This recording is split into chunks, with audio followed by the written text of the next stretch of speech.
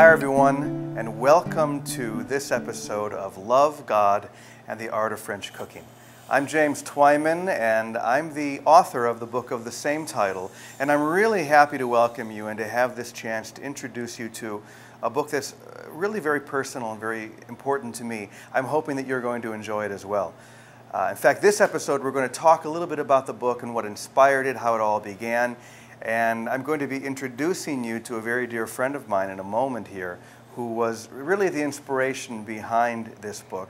And that is my dear friend, Roger Dufau. And this is Roger, who you can all meet now. And we're here at Drew House, which is a beautiful B&B here in Elora, Ontario. This is a beautiful place that Roger and his wife Kathleen run. And how many years have you had the B&B here? Since 99, so that's 12 years now. 99, and you've welcomed numerous people and there's quite a few people. Done many workshops here as well, haven't you? Yes, exactly. We had Neil, we had Neil Donald Walsh, yes, we had quite a few interesting people, Rory Wilson, plus many others that are not so well known, but still important people because they have a good message. Good. And you, of course. Well, it's obviously a very important place to me. And I have to say that it all kind of started off with this stool. This is That's kind of right. That's kind of a little stool. The infamous not stool. To play the guitar. No, this was a stool that, right behind us, you can see a little bit, is the kitchen, which is Roger's domain. Roger, he's very humble, so I'll just say it for him. He is an amazing chef. Parisian, French chef, not really Parisian, because you're really, you're Basque. Basque, yes. So we can't say you're a Parisian chef. No. So very different. How would you swear, but not me. How would you describe the difference between, say, Basque cuisine and French or Parisian cuisine? Butter against olive oil. Butter being the French, yes, olive oil being the Basque. Olive oil being the South. Right. All the South of France.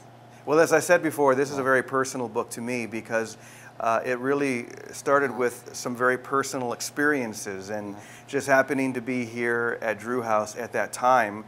And that's where the stool kind of came in. It was right around the corner here. And one day, as Roger was making breakfast for the guests who were staying here at Drew House, I sat down on that stool and he began to share with me his ideas on, well, love, God, and the art of French cooking. And the thing that impressed me the most was how Roger could take that subject, especially the subject of spirituality, and make it mystical and make it apply to our lives, both in a very ordinary sense as well as an extraordinary way. It's both simple and sacred at the same time. Simple and sacred, yeah. Yes. And it had such a big influence on me that I really didn't move from that spot for quite a while, and just, a friendship developed, but also a mentorship. I began to learn how to cook, which is something I've never really been able to do. Yes. Still really can't, but I'm learning. But most of all, it was an opportunity for me to see how healthy living, how intimacy, how spirituality, how they all come together, especially at a time in my own life when I was doing a lot of searching. Do you remember when those conversations happened? Yeah, you were a bit shaken up and vulnerable, I would say. Vulnerable, yeah. Yeah, and I think that vulnerability comes through in this book as well. We all go through it, by the way. Nobody is Superman in this life. Yeah. And only in the movie. Only in the, well, and I think this is something that we talked a lot about when we were having our original conversations, is that no one's perfect in a human sense. No. And we can't expect that, can we? The game will be over if we were perfect. Right. There would be nothing else to do. And yet at the same time, there is a perfection that is within the imperfection. That's the sacredness of daily life, moment by moment. And how does that, I mean, obviously for you, that comes out through your food and through your cooking. How would you say those two things relate, the ordinary moment-to-moment living and bringing that into this amazing cuisine that you prepare? Well, it didn't happen at first, like you go through the motion of doing things, like somebody teach you how to do things, and like you will do things because I show you something. And then after, when you pass this routine of doing things, suddenly you realize, gee, to get a potato, I mean, this thing has been taking time to grow. It has to grow in a certain fashion. And itself, it's sacred, you know, or a carrot, you know, like we might be very smarty pot, but nobody has been doing a carrot yet, you know. We might be tampering with the gene and this, but nobody really got anything done from scratch, you know, in the way that you or me can eat it. So you kind of realize, I say, gee, you take a gardener, you take the earth, you take the sun, it takes the light, it takes the warmth, and this in itself humbles you. Then after you have the different variety, the different quality, and you become the worker, not the smarty pot, the chef. Chef is a big word, you know, but you become the good worker that put it together. And you realize more and more the diversity of culture that have been finding through the millennia how to do things with the thing they had around them. So in a way, you become like the instrument. That's right. Just using the natural ingredients and the gifts that are all around us, right? Well, mostly, personally, the sacredness, I will say, is what is real and natural.